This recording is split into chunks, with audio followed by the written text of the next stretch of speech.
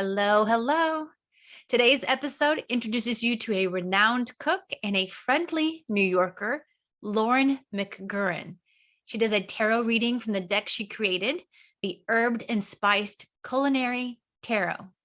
She incorporates culinary suggestions into the reading to bring out my inner kitchen witch as a support system. But just a few housekeeping items. She did this reading in exchange for a 20-minute interview regarding my food habits. I believe this was a holisticism give and take Thursday. So I will have the link for you to join the free holisticism hub in the show notes. But that interview, since it did not have direct bearing on the rest of the episode, and it had a different tempo because I was having to take my time to think out the answers and my responses, I've edited that segment out. That segment is available though over at Patreon. So if you want to join my Thunder of Dragons for that deleted segment and other perks, I have the link in this episode's show notes as well. She mentions that her culinary tarot deck is available for pre-order. Well, I waited so long to publish this podcast that it is now available for purchase. And of course, that link is in the show notes as well.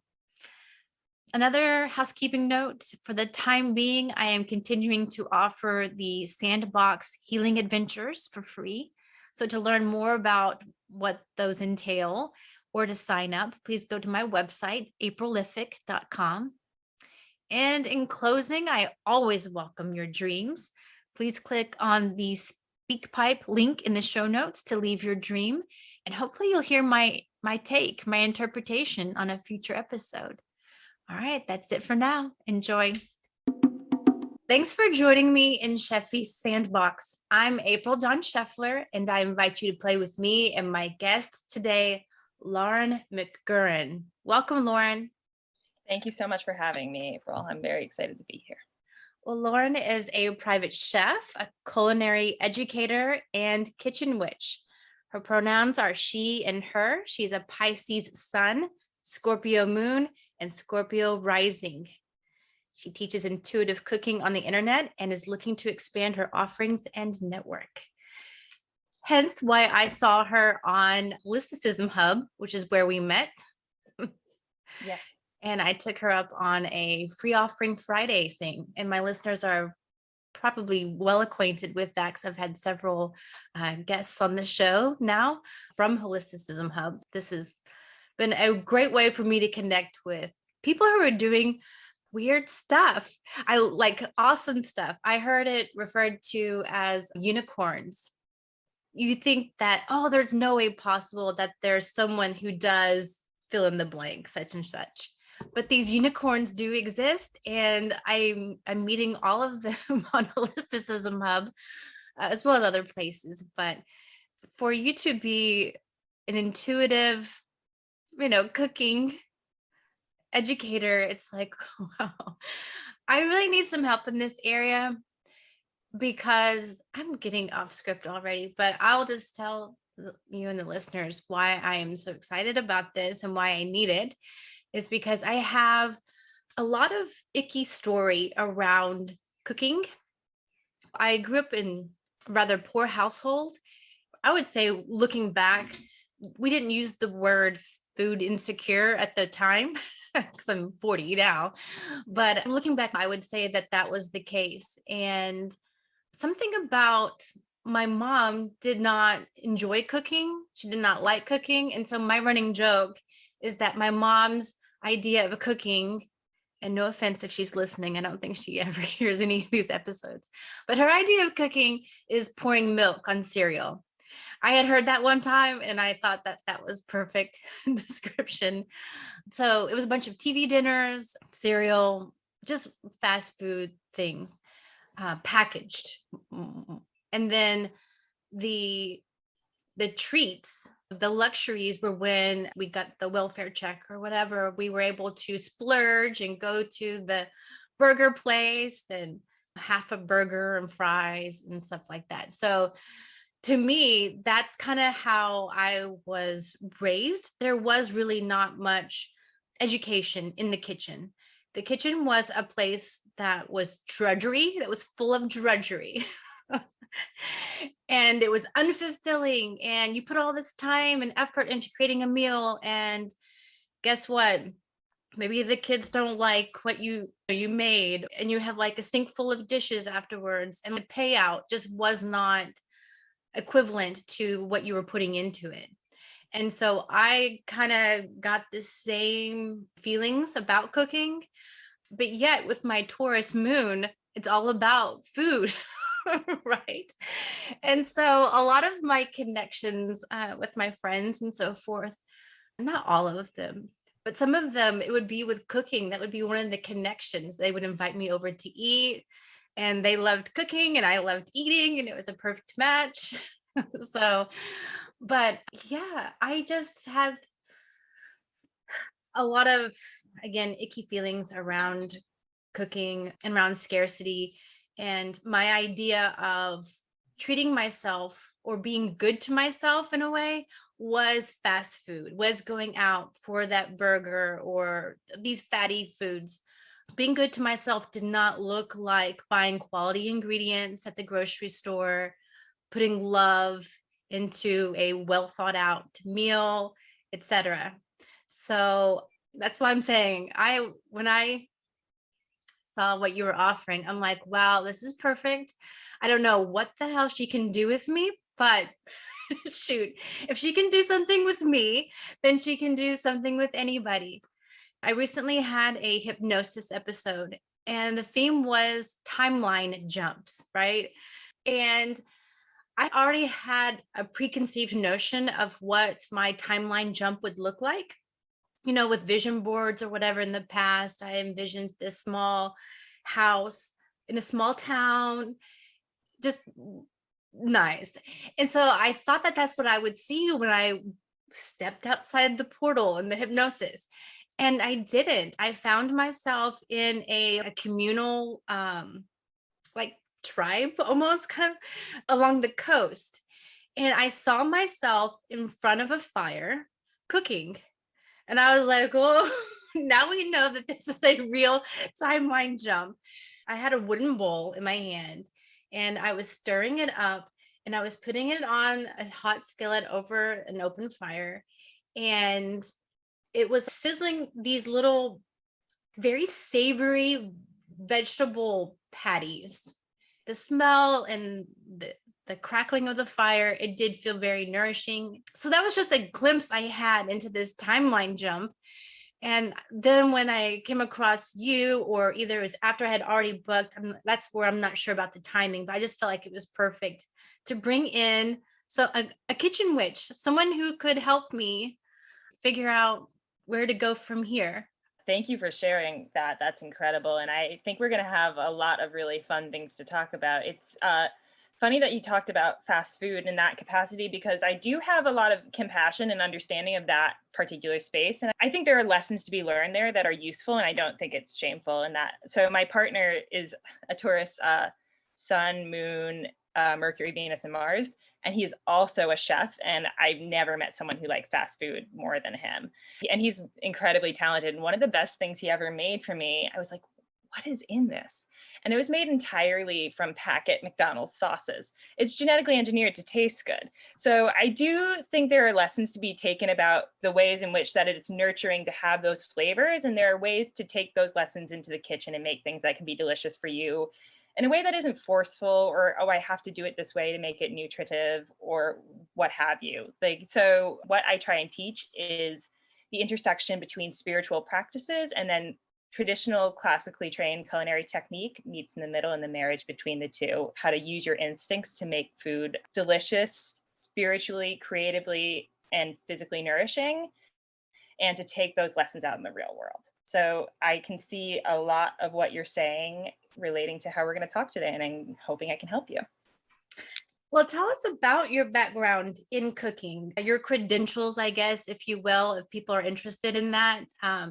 For me, some of the best cooks are not trained at all, except, by their mom or grandma. But yeah, tell us a little bit about your training.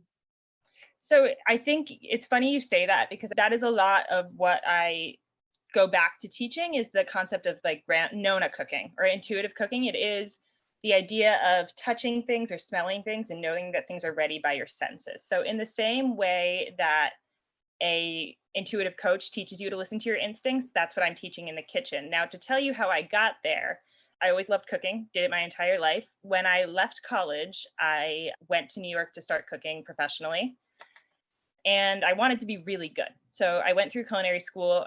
Don't know if I would recommend that for someone else. And then I was a line cook. I opened 3 highly publicized restaurants in New York. I was on the opening team as a cook there.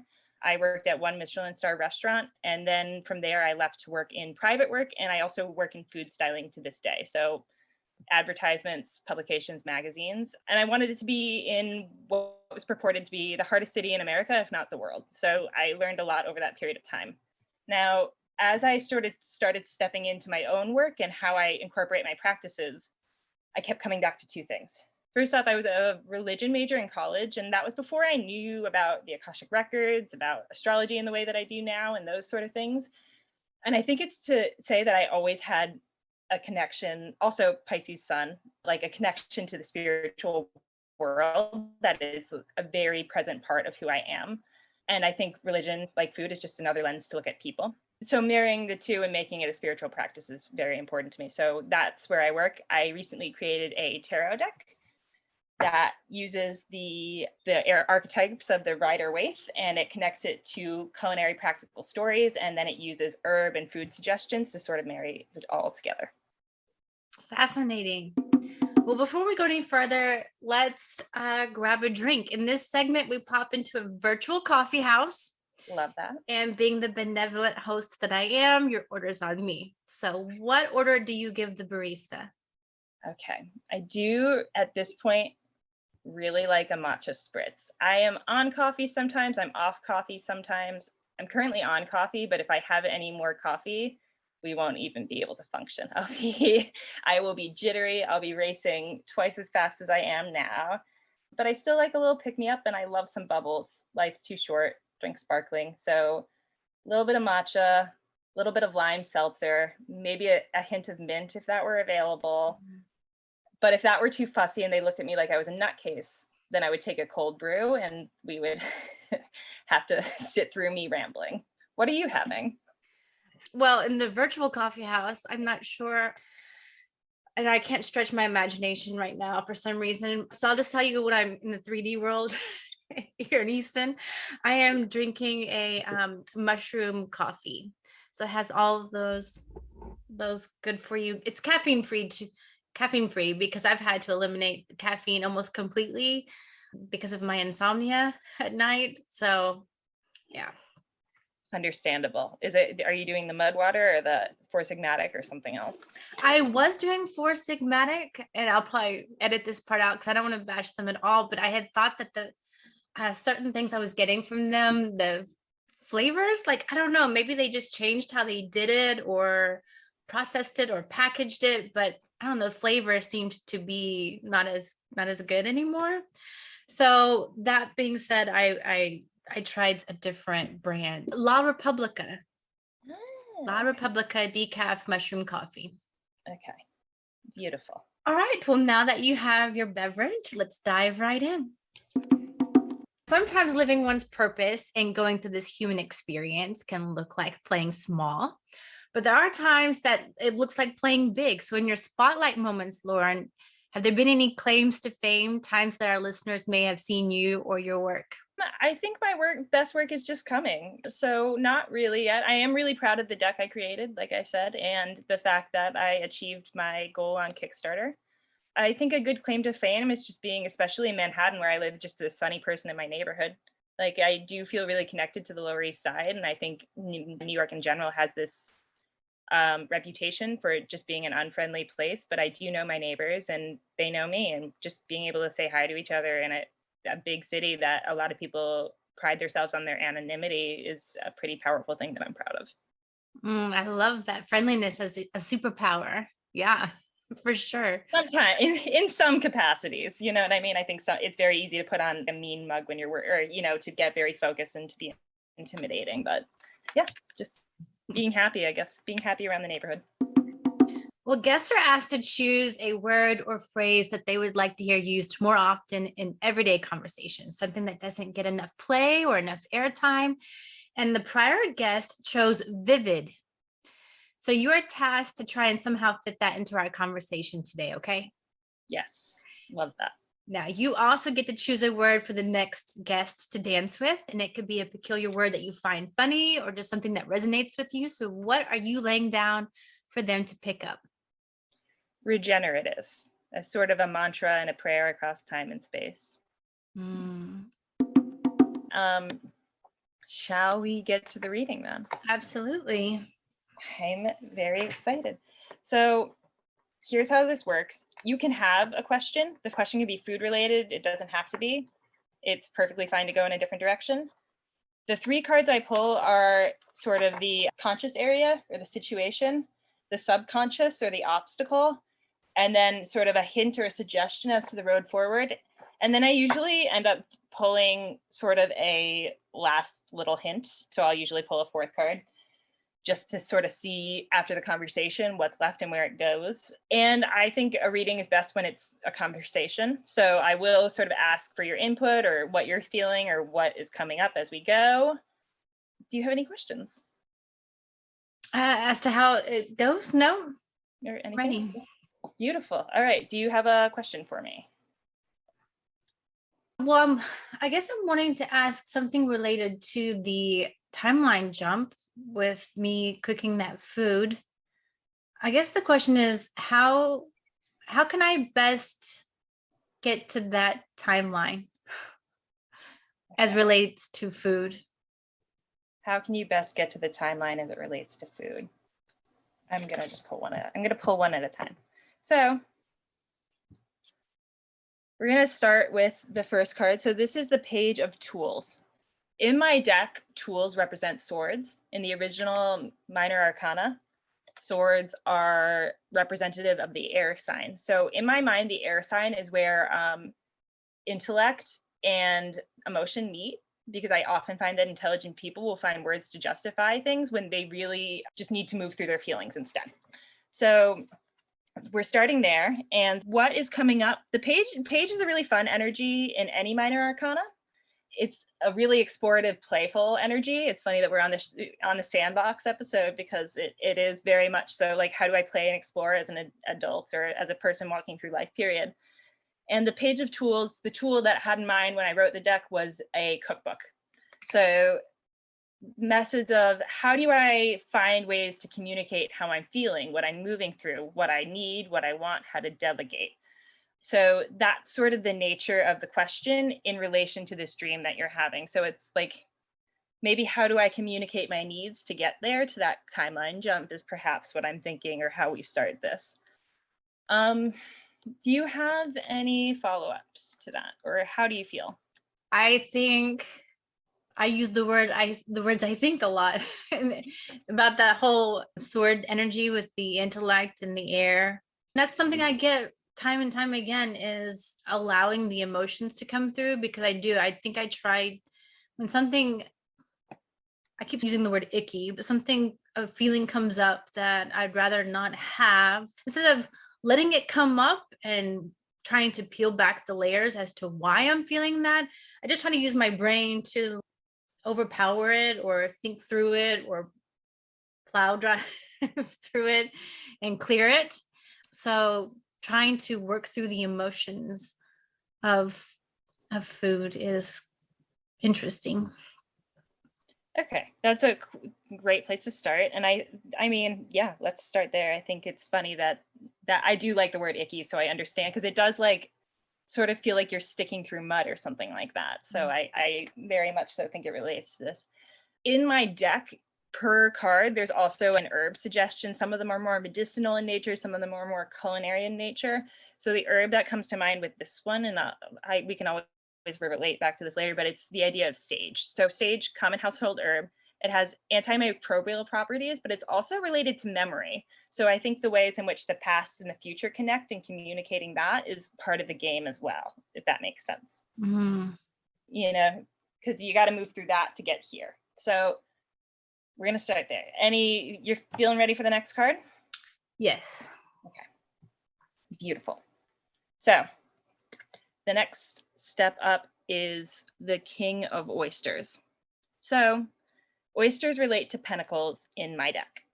The pentacles are an interesting suit. They are related to the earth sign. It is earthly pursuits, pleasure, but also survival, money, material, working, like you got to get through it all. So the reason that I chose oysters in the deck for that is because oysters occupy this really interesting space between luxury and survival. They are an incredible resource to the earth. They are the great filters. They exist, bivalves exist to filter their ecosystem. So they filter the water, they eat all the garbage, they spit out clean water. Famously, Charles Dickens said the line, "Poverty and oysters go together." Oysters used to be food for poor people. It was just, you picked it up, you shuck it, you ate it, you move on. And it was all in the oyster. New York City used to be famous for oysters. It was almost called the Big Oyster instead of the Big Apple. Why? Because you could just go in the riverbed and pluck them up. Now, obviously, that's changed due to pollution. So there are questions of, how do I live this vivid life? How do I live something that's delicious and tasty and luxurious, but that it also is survival based? How does it feed me? Now, it's interesting because we're another court card here specifically. So we're dealing with the king of oysters. It's this notion of this luxury. You're sitting around, you're feeling in flow with your resources, you're feeling cared for, you're feeling like what you're surrounded by sparks joy. If we get back to that Marie Kondo conversation we were having earlier. So it is a give and take between your work and your life. They're in total flow. So I think if this is coming up in the obstacle in the subconscious, I think that it's not necessarily, I think it's something that you're moving towards when you're looking at this quantum leap in this thing. You're maybe hoping that this future in the fire is a security. When we discuss the ways in which maybe you often don't feel, it is cooking related in this case, like you don't feel as though you're getting out what you put in, that sort of natural flow. There's a question of how do I get there? That is heavily at play. How are you feeling about that? How does that relate to what we're chatting about? Yeah, I want to feel food is the thing that makes me feel comfortable in life. Like things are okay, and not just food, but food that I enjoy. Because I know a lot of people, they talk about how they eat to live and not live to eat, and that has not been my case. Like I pretty much do the opposite. I live to eat, because eating for me, it is, I don't know. It feels like whenever I'm just eating to live, and it's not necessarily something that I enjoy eating, it feels like it's just another thing in life that is a chore or a burden. And so I don't know if that goes back to my depression in the past or what, but it feels as though the food is the little highlights of the day. And it kind of puts little punctuation of meaning throughout life. And that's the little spark, or the joy comes from having that Starbucks coffee or that cookie or whatever it is. I'm a big fan of sugar, processed sugar. Those are kind of like the rewards of having put in the time for work or whatever it is. So to get to the point where it feels nourishing and luxurious and secure and safe. And I think I may have lost the train of thought there, but that's beautiful. That's what I had picked up on. Well, and so let's just chat a little bit about this visualization. So first off, where is the disconnect in your mind between sort of what are the treats that you eat today? And those sound, I mean, I love a good pick-me-up coffee in the middle of the day, or a beverage or whatever it is. Do you see yourself when you're in front of this fire? Are you eating similar things? What do treats look like now, and what do treats look like then? And if they line up, that's great. That's not a problem at all. Yeah, so they don't line up And I had just that one visual of that vegetarian fried patty on the fire. That's the only visual I got in that timeline jump. But it had the cut up onions and different vegetables. It was this batter that I poured onto the fire, the skillet, and it came up into this nice crispy, savory. It just felt savory and very wholesome, very nourishing is what it felt like. So it both tasted good and I could feel good that it was good for me at the same time. So that's kind of where I want to get to, is that I don't want the food I'm eating to ever feel like a workout routine, right? Like I have to do this. I want it to feel fun and tasty while at the same time nutritious. I love that. And I think that there's an issue of when we discuss this card, because it's a lovely card. Often I feel the cards are just hearing you. It's not necessarily like this big piece of wisdom, or it's not a left field. It's just repeating what you said. And I think that that's a key indicator here, is that it's just, how do we get in alignment with that future as opposed to here now? And like, how do you make it playful and fun? So you just identified the obstacle. You said it yourself. It's the same thing happening right here. Now, insofar as herbs, the one that I often use for this is coriander. Apparently, there is some lore around this that gamblers used to chew on coriander seeds to make them more psychic, to have a greater feel of intuition when they were gambling.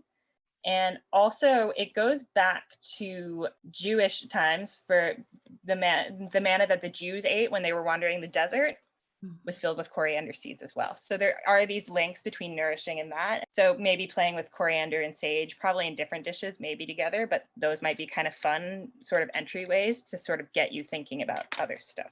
Okay. Ready for the last card? Mm-hmm. I accidentally took a hint. I pulled it a little early. I usually wait as I go and pull it. So this is an interesting. Oh my gosh. Well, and I'll tell you a little bit. So we discussed the ways in which tools are about where earth and air meet, and it's an air sign thing. So it is often counterintuitive that fire would be under there because it's not the fire sign. That being said, I had a wonderful teacher who said fire is a technology, and that really set something off. So it's funny that in your future vision, you're going back to the thing, really the primordial technology. This is the first way in which people chose to nourish themselves. And it's yet again what we're going to come back to later. It's still such an amazing tool for cooking. Now, here's where it gets a little icky, as you like to say.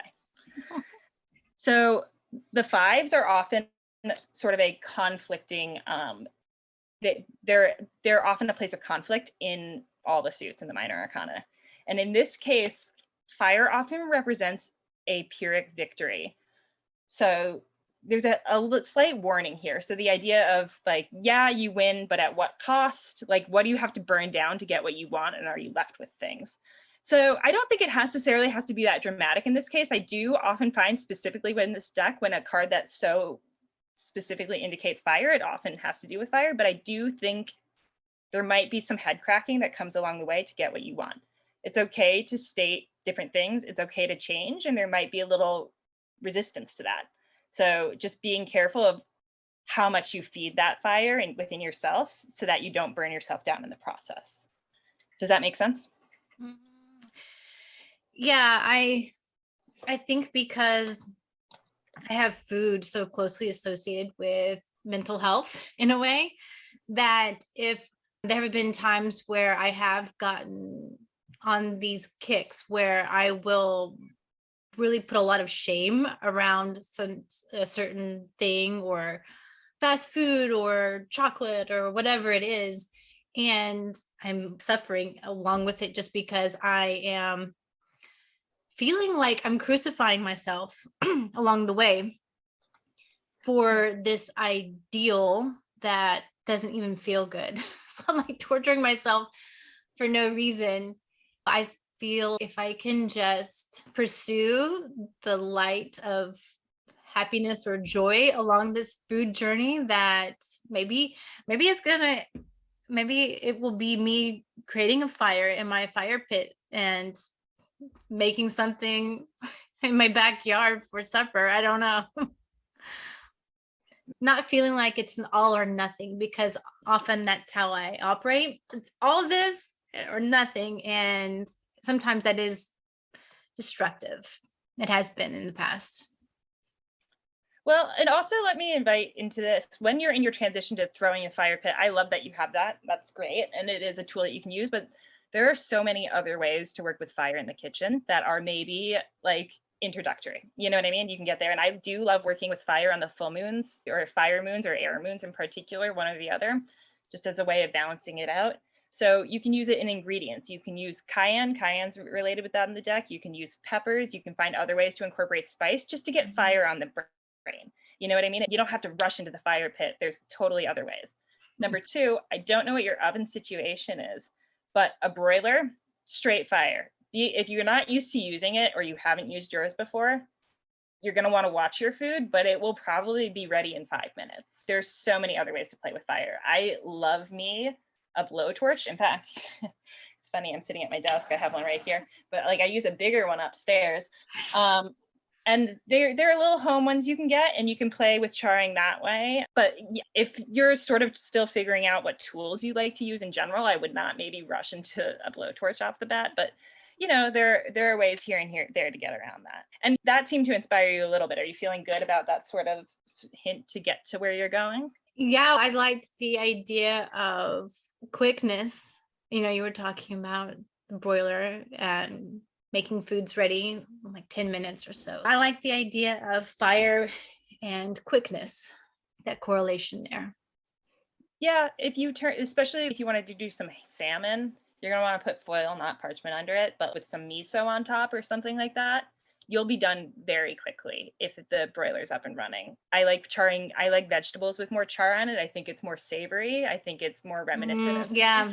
Mm-hmm. So you can use the broiler for that. Another way I like to do it is to, yet again, I don't know your personal oven, but throwing the sheet tray on the bottom of the floor instead, because that's where the heat comes from in most ovens. So you'll get more char on the bottom and it will move things along faster. Again, you have to check it more often. You have to set timers for tighter amounts. You can't just walk away in the same way, but your food will cook faster. There's no getting around it.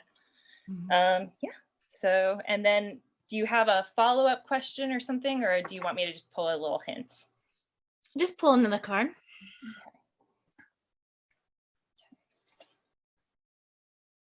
Okay. This is a lovely ending. So the Ace of Oysters. This has been coming up in a lot of my readings. I think of the ace in any suit as the top of the clock as it moves around. It's a liminal space. It's a space of a lot of potential. And so there really is a future here that you can have whatever you want. You just kind of have to pluck what you want out of the bottom of the oyster bed. So all options are available to you. And the nice thing about it being the oysters, the earth suit, is that it's very Taurean. It nurtures you. It's about nurture. It's about fulfillment. It's about relationships, and it is about love. So that's where I end that. And then the herb that goes with this in my deck is dill. So it's nice. These are all culinary herbs that might be fun to play with. There was an interesting tweet months ago that went viral where it was like, dill's that friend at the party who you're like, oh, why don't we hang out? Like, dill's not often used. It's an often forgotten herb, but it is so delicious and it really adds a kick to things. It might be fun to work with. If you are worried about it going bad, you can dry it out in your oven very easily at 200 degrees. And then you just have like dill powder if it's getting a little gunky in the bottom of your fridge. And that's not hard. Like, you can do that while you're cutting your vegetables and sort of set that up. And lastly, but not least, so here's the lore behind dill, which is kind of interesting because it is this luxury thing. They used to put it in banquets in the Middle Ages because they said it helped people fall asleep. You were discussing your insomnia earlier. Why you would want to fall asleep in the middle of a great feast, I don't know, but that was something that was very much so on their brains. So there's a lot of herbs here that might be fun to play with while you're pursuing this future that you're trying to get to. So going back to the medical astrology episodes that I was listening to, for each sign, they were going through different flower essences. They gave flower essences for each of the signs. You're encouraged to look and see what would best support your ascending, your sun, but especially your moon. And then also they wanted you to listen to the episode that was associated with your south node placement. Okay. Because the south node, hopefully I'm remembering this correctly, but it's called the dragon's tail also. And that's where there's a lot of weakness, where a lot of your life force can leave the body. Whereas north node can symbolize where you have a lot of extra strength. South node shows where that strength can leave and what parts of your body, what body zones need extra support. So anyway, my south node is in Aquarius, and one of the flower essences associated with that was dill. And so I just ordered up flower essence remedy, and one of the flower essences in that concoction is dill. So I was really happy to hear that. So luxurious. Coincidence. Yeah, that's amazing. I love that found its way in there. I think insofar as sort of an approach or a prescription for the kitchen, there are these herbs that are kind of fun to work with. But I think in general, I think if you're really inspired by this patty in particular, find a way to do that. Maybe I'll send you a recipe or something that'll get you along those lines. You could get a veggie burger from the store if you wanted to start that way. There's plenty of delicious options out there at this point. But I think maybe working with sort of, especially if you said earlier you like baking, maybe trying a savory batter sort of situation with vegetables inside. Like I know a lot of Korean sort of scallion pancakes or Korean pancakes have a lot of vegetables in it, and that might be a fun thing to fry up to play around with that future. Yeah, I would love to take a look at that. Yeah, absolutely. I'll send something your way so that you can just take a look and just, start to play with it. I don't want to give you a sort of thing where you're like, oh, and then that was so much work, but you can buy store-bought veggies if that's what gets you started. I'm a huge proponent of start where you are and don't take on more work than you're ready for. So. Mm-hmm. Right, because if you do that, then you're just going to say, fuck it. 100%. And go back to what you know and what's comfortable. And yeah. And it incorporates in a sort of bready thing, because I'm also a bread person. It's not exactly bread, obviously. I do think it's gluten-free, but it is sort of the texture or whatever it is, it's very hearty. It's just feels nurturing somehow. Like amazing. A comfort food. Yeah, I can't wait to pass you this. I think it'll be really fun for you. Well, cool. I enjoyed that. So what other things do people come to you for, like with questions? I mean, I doubt other people had this same vision as they did a timeline jump hypnosis session. So what kind of questions do people normally bring to you for your help or your guidance through these cards? There is no normal answer, which is kind of cool. It runs the gamut from, I just had a hard time prepping food. I'm somebody who's enthusiastic in the kitchen and actually a pretty good cook, but I haven't felt inspired recently. How do I get back in the kitchen to, like, this is a big anniversary for me insofar as the loss of a loved one, and let's chat it out in that way. Now, so I have run the gamut of things, just like any intuitive reading. And I'm totally happy to meet people where they're at. And I do often think you discuss the ways in which wellness and spirituality and what you eat is so very much so a part of that. So I do like to offer prescriptions. I don't want to make it medical, you know what I mean? It's mostly just fun, but that being said, if it doesn't fit in the whole of what we're discussing, I don't want to take it there. You know what I mean? It's a short reading. It's fun. Usually before I start in that period, I do a light 2 to 3 minute meditation where I just feel centered and we connect in that capacity. But that's what goes on. So yeah, I'll take anyone who loves food.